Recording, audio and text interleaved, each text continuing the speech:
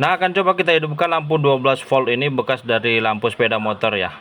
Nah, akan kita coba konekkan ke baterai yang sudah kita cas ini. Oke, ini yang negatif warna hitam dan yang warna merah yang positif. Set. Nah, dia hidup ya teman-teman. Artinya supply charge tegangan voltase dari trafo ini sudah masuk ya ke baterai aki ini teman-teman. Oke, tegangannya sudah kita cek ya di 12,9 atau 13 volt.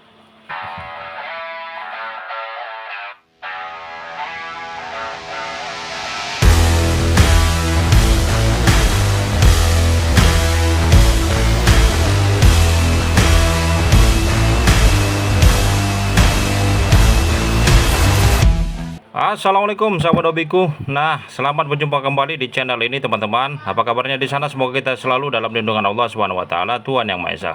Baiklah teman-teman, di pertemuan kali ini kita akan mengulik-ulik sebuah trafo ya. Ini trafo bekas UPS yang saya beli dari online ya teman-teman. Harganya cukup murah di kisaran Rp50.000. Nah, dibandingkan dengan trafo yang ini CSH ini teman, dia ada indikatornya ya, voltasenya di sini. Sudah ketahuan ya, ini output primernya, sementara yang di depan ini kalau kita balikan seperti ini, dia output sekundernya ya di 5 ampere teman-teman. Nah, sudah enak ya kita memakai trafo yang berjenis seperti ini.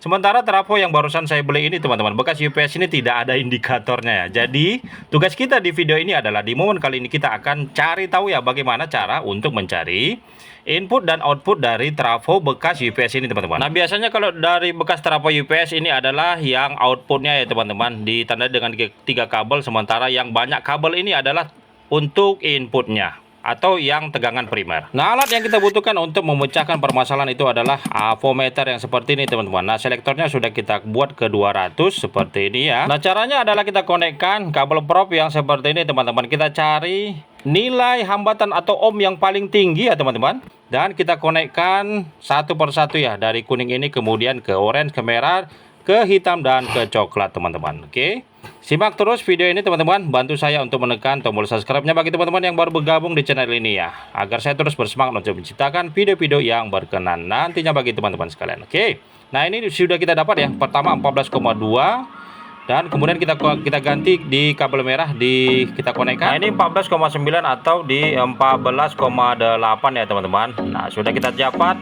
sambil kita catat ya teman-teman. Kemudian kita ganti ke kabel selanjutnya, kabel warna coklat. Nah, ternyata ini tidak ada hambatannya ya. Tidak ada hambatan antara kabel kuning dan kabel coklat. Kemudian kita ganti ke kabel warna hitam, juga tidak ada hambatannya teman-teman antara kabel kuning dan kabel warna hitam ya. Artinya ini terpisah ya teman-teman. Di lilitannya ini yang coklat dan hitam terpisah ya dengan kabel yang 3 di sampingnya. Nah, akan kita change, kita rubah. Nah, ini nilainya sama hambatannya dengan yang tadi ya. Dan yang kalau kita konekkan ke kabel warna merah dan oranye itu hambatannya 1,8 atau 1,9 ohm teman-teman. Nah, kita tukar kembali sembari kita catat ya teman-teman di atas kertas. Nah, ini kita tukar nilainya itu tidak ada juga ya antara kabel merah dan kita konekkan ke coklat dan hitam. Nah, tidak ada hambatannya teman-teman. Nah, oke, berarti memang betul ya, ini kabelnya terpisah antara ruas kanan dan ruas kiri, lilitannya teman-teman maksud saya. Nah, ini dia hambatannya kuning dan merah, kemudian oranye dan merah teman-teman. Oke, dan ini kita konekkan yang kabel orange, tidak ada juga ya hambatan teman-teman. Nah, tidak ada juga hambatan, dan ini juga. Nah, kalau dia coklat ke hitam ada hambatan teman-teman di 3,1 atau 3,0 ohm teman-teman. Oke, kemudian kita coba lagi cara selanjutnya. Ini kita gabungkan ya antara lilitan yang kiri dengan yang kanan teman-teman, dengan cara kita hubungkan antara kabel merah dan kabel warna coklat. Nah, sudah saya potong dan sudah saya lilitkan seperti ini. Kemudian kita tes ya berapa nilai hambatannya kalau kita konekkan seperti ini antara kabel kuning dan kabel warna hitam. Nah, dia dapat ya teman-teman di 16,9 atau 16,8 ya nilai hambatan di kabel warna kuning dan kabel warna hitam. Kemudian kita coba lagi, kita konekkan yang oranye dengan warna coklat. Apa yang terjadi teman-teman? Nilai hambatannya lebih rendah ya di 15,5 ohm. Oke, atau 15,4. Nah, di sini sudah dapat kita simpulkan teman-teman. Kalau kita konekkan seperti ini lagi, Antara kabel merah dan kabel warna coklat itu hambatannya lebih tinggi ya daripada kabel kita konekkan kabel warna oranye dan coklat. Nah, ini dia dapat dia di 16,2 atau 16,1 seperti itulah teman-teman. Bisa kita simpulkan tegangan atau jalur input AC-nya itu teman-teman berada di kabel warna kuning dan kabel warna hitam ya teman-teman. Nah, kembali lagi kita tes ya. Kita potong kabelnya biar tidak ragu. Tetap juga teman-teman, nilai hambatan yang paling tinggi itu adalah di kabel warna kuning dengan kabel warna hitam di 16,1 atau 16,2 ohm. Oke teman-teman, sudah bisa kita simpulkan ya. Ini adalah kabel untuk tegangan input AC 220 volt teman-teman. Dan semua nilai tegangan hambatan kabelnya itu sudah saya catat di atas kertas. Hasilnya seperti ini. Antara kuning dan orange dia 14,2, kuning dan merah 14,8, dan di bawah ini tuh kuning coklat 0, kuning hitam 0, dan bla bla bla sampai seterusnya teman-teman, sampai ke bawah dan hitam sampai hitam ya.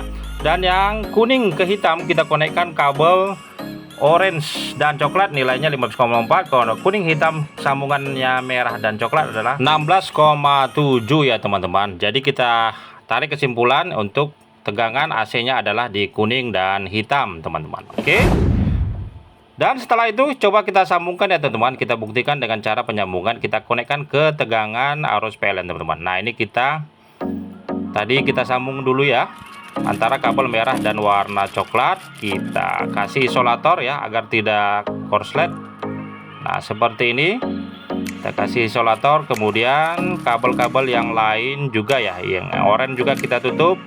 Dan ya ini dia kabel input AC-nya ya. Kita kasih isolator juga, dan yang warna hitam kita sambung ke coklat, kita kasih isolator juga teman-teman. Oke. Sekarang akan coba kita cokkan ya ke stop kontak yang ada di sebelah kiri saya. Lalu kita gunakan juga multimeter. Kita buat selektornya ke AC ya teman-teman di 200 volt. Nah, setelah standby seperti ini, akan kita ukur tegangan keluar dari output trafo ini teman-teman. Nah, yang 3 kabel ini akan kita konekkan. Oke, sudah saya cokkan ya teman-teman. Nah, ini profnya kita konekkan di sini dan di sini. Hasilnya 6,5 VAC ya teman-teman. Ini arusnya masih arus AC teman-teman. Nah, kalau kita konekkan di sini dia di 13,5 VAC teman-teman. Nah, mantap ya teman-teman.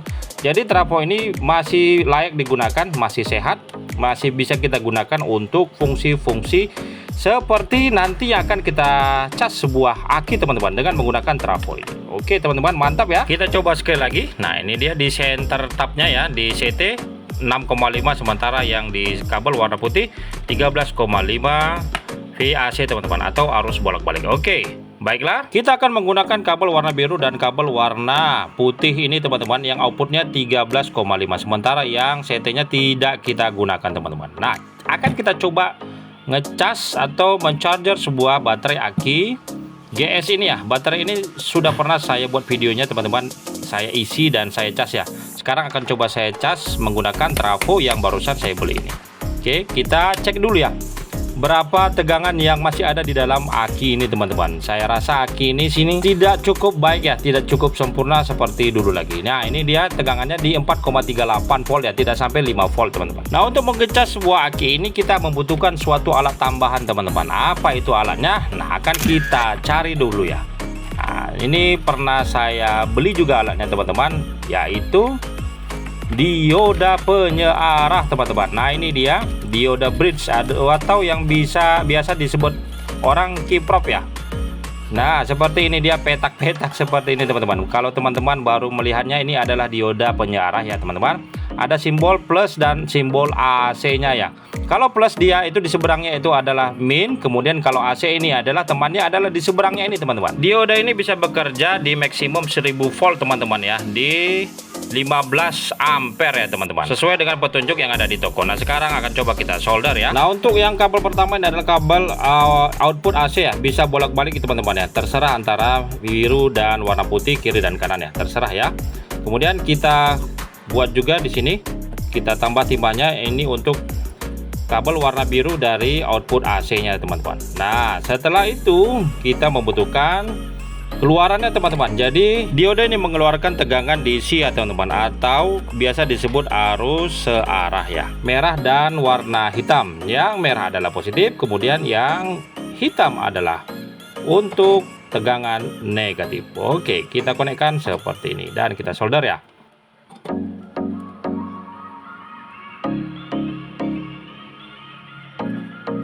Nah, rangka ini sudah jadi ya teman-teman, sudah bisa kita fungsikan, sudah bisa kita praktekkan ya. Akan kita coba, kita geser dulu ini teman-teman, kita posisikan di kamera agar teman-teman nampak ya. Nah, seperti ini. Kemudian ini kita colokkan kembali ke stop kontak yang ada di sebelah kiri saya. Nah, seperti itu. Lalu kita cek dulu tegangan yang keluar dari hasil dari dioda jembatan ini ya, dioda bridge ini teman-teman. Nah, saya buat selektornya di DC sekarang teman-teman ya, bukan di AC lagi, karena sudah ada plus dan minusnya ya. Nah, ini yang minus kabel warna hitam dan yang merah yang positif. Hasilnya adalah 13,5 volt teman-teman, sesuai dengan output AC yang keluar dari trafo ya.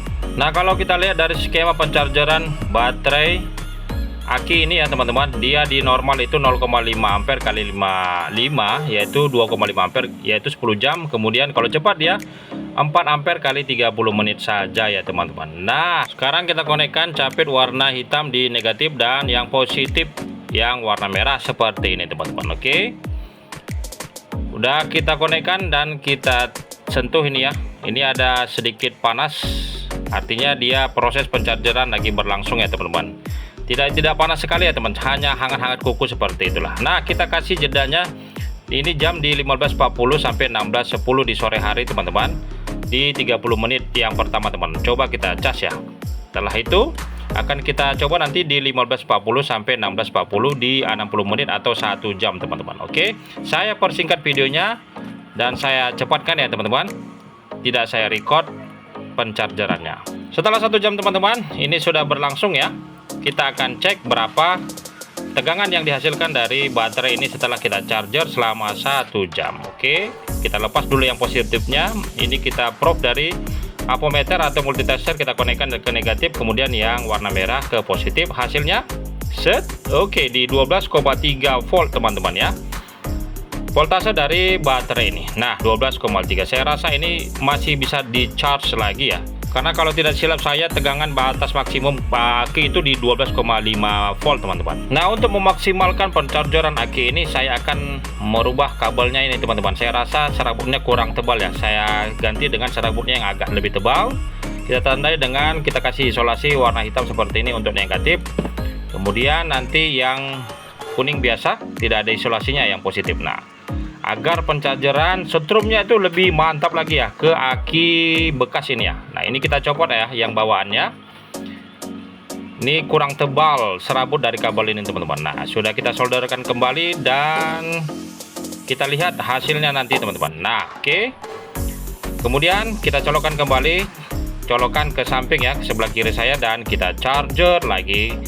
Kita kasih durasinya sekitar 30 menit saja ya teman-teman. Oke, akan saya potong dan akan saya persingkat videonya. Bagi teman-teman yang akan mau membeli trafo yang seperti ini ataupun komponen yang lain seperti dioda ini, saya cantumkan linknya di kolom deskripsi ya teman-teman. Silahkan dicek dan silahkan di check out ya. Nah, setelah saya charge selama kurang lebih 30 menit teman-teman, sekarang saatnya akan coba kita tes kembali. Kita cek ya voltase dari output dari aki yang barusan kita charge ini ya teman-teman. Ini kita copot dahulu yang negatifnya, kemudian probe negatif dan positif kita konekkan ke akinya. Kita lihat berapa hasilnya. Loh, ini agak error ya, di 13,5 teman-teman, udah overcharge ya. Overcharge ini teman-teman. Saya rasa ini sudah kelebihannya karena kita tidak mempunyai alat cut off nya ya. Saya rasa ini sudah kelebihan voltase teman-teman.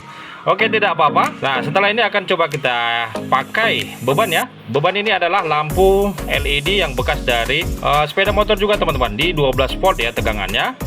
Sudah juga pernah saya buat videonya ini teman-teman, silahkan cek di atas ini. Dan kita konekkan ya negatif dan positifnya. Hasilnya cus, kita lihat.